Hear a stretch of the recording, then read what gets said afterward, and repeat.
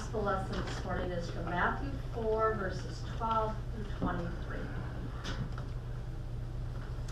Now when Jesus heard that John had been arrested, he withdrew to Galilee. He left Nazareth and made his home in Capernaum by the sea, in the territory of Zebulun and Naphtali, so that what had been spoken through the prophet Isaiah might be fulfilled. Land of Zebulun, land of Naphtali, on the road by the sea, across the Jordan, Galilee of the Gentiles. The people who sat in darkness have seen a great light, and for those who sat in the region and shadow of death, light has dawned. From that time, Jesus began to proclaim, "Repent, for the kingdom of heaven has come near." As he walked by the Sea of Galilee, he saw two brothers, Simon, who is called Peter, and Andrew, his brother, casting a net into the sea, for they were fishermen. And he said to them, "Follow me, and I will make you fish for people." Immediately they left their nets and followed him. As he went from there, he saw two other brothers, James, son of Zebedee, and his brother John, in the boat with their father Zebedee, mending their nets, and he called them. Immediately they left the boat and their father and followed him. Jesus went throughout Galilee, teaching in their synagogues and proclaiming the good news of the kingdom and curing every disease and every sickness among the people. This is the word of the Lord. Thanks be to God. Let us pray. Gracious and merciful God, may the words of my lips and the meditations of all our hearts be acceptable in your sight, O Lord, our strength and our Redeemer. Amen.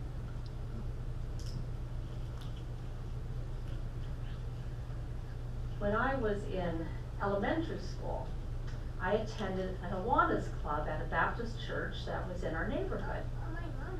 And one of the things I remember is that there was this huge bulletin board in the entryway that had pictures of some missionaries and their families, and it showed where they were serving. These were missionaries that this particular church was supporting.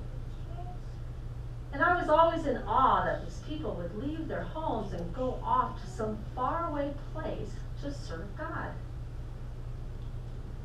And I always wondered why my own Methodist church wasn't supporting missionaries. I was a lot older when I realized that we did support missionaries, hundreds of them, but we did it as a collective body, not as individual churches, which I think is good and maybe not so good. We can support many more missionaries that way and perhaps in a more organized way, but we never get to know them personally. I don't remember a real missionary ever coming to our church and telling us their story. That's why I'm happy that we support the Stranskys and their ministry in Virginia with our offering once a year. So the first missionaries I ever met was when I was still working in the district office, and Reverends Ron and Kathy Whitlatch were appointed to the United Methodist Church in Columbus Junction and the Hispanic ministries there. And I was fascinated to learn that they had spent 15 years in Argentina before moving back to the United States. It was hard for me to comprehend that answering their call to discipleship meant that they raised their 3 children in a completely different culture and place. My friend was telling me about her friend Scott, who she said was always interested in missionary work. And he ended up in Chiapas, Mexico, speaking out against all the horrible things that were being done to the people there. And when 9/11 happened, he went to Iraq with his organization so they could be in place when the United States and our allies began their airstrikes in 2002. And when he came back home, he continued to work as an advocate for the poorest among us in a major city in the United States. And of course, we've been honored to hear from John and Cindy Piper a couple of different times and hear about their over 10 years of amazing ministry in Africa. So all these examples represent a different sort of Christian than I've ever been. And quite frankly, it seems a bit scary to me. But when I read the story about these four men, Simon, Andrew, James, and John, who left their jobs and their homes and their families to become disciples of Jesus Christ, I'm reminded of all these missionaries and the sacrifices they made to answer God's call on their lives. Now, their stories are certainly unique and dramatic, just like the stories of the fishermen are. But I would say that all of our stories of answering Jesus' call to follow me and I will make you fishers of people are just as important. You're sitting in the pew today because you've heard the call to serve God by serving people. And maybe our greatest service as disciples doesn't come from big and dramatic things, but from the small acts of kindness and compassion that we practice every day. Jesus' call to follow me is for each one of us, and he calls us to answer that call in the specific context in which we have been placed. We don't have to go to a war zone to follow Jesus. We don't have to go to another country or another city or even another neighborhood. One of my colleagues used to say, all I have to do is hoe my own row. I have to tend the garden where God has planted me. I have to nurture the people God has placed in my community. I don't have to try to do it all. I just have to concentrate on my row. But just think, if all of us hose our row, imagine how that could change the world.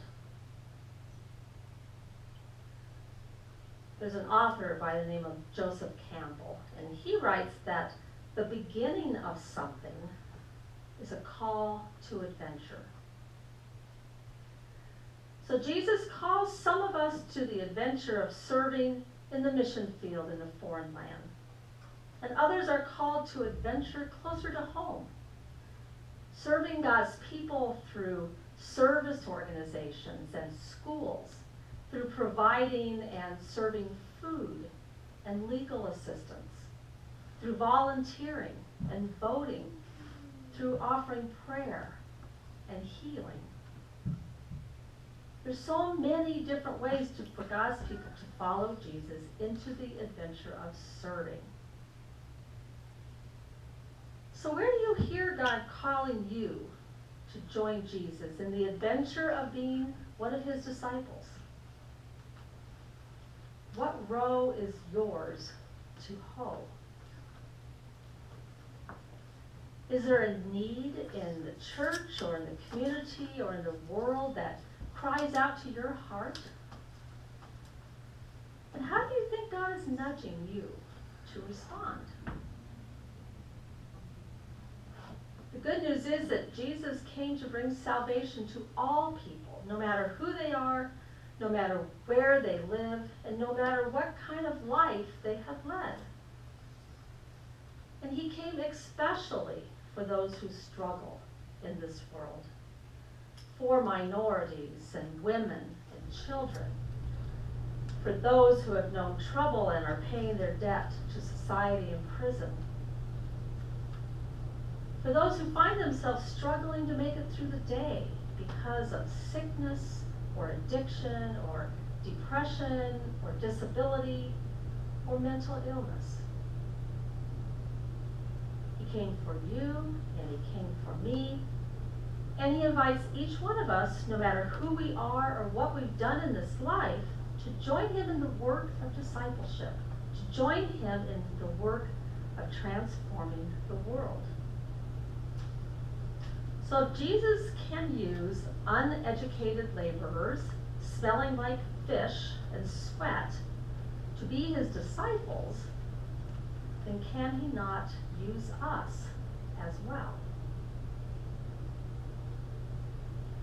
I think my call to discipleship came slowly, and my aunt, my mom's oldest sister, had a lot to do with it. I watched her deal with and heal after the accidental drowning of her 10-year-old daughter. I watched her teach Sunday school, and I could tell that she really believed what she was teaching us. I watched her as she worked hard in our United Methodist Women's group. I was amazed as she got up and shared her story from the pulpit.